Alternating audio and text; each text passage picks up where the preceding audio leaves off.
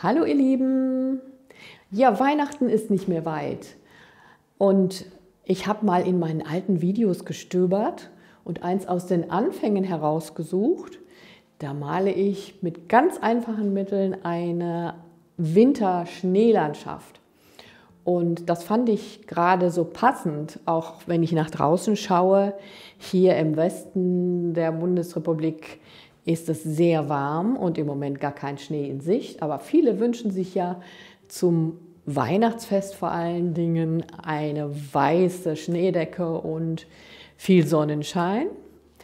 Ja, das holen wir uns jetzt einfach mit unserer Malerei und ich hoffe, dass euch das Video gefällt. Einige kennen es vielleicht sogar noch und es ist wirklich einfach nachzumalen.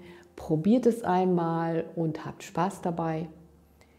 Ich wünsche euch auf jeden Fall jetzt schon mal ein frohes Fest, frohe Weihnachtstage.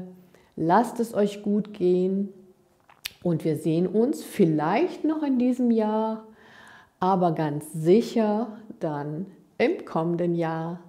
Tschüss!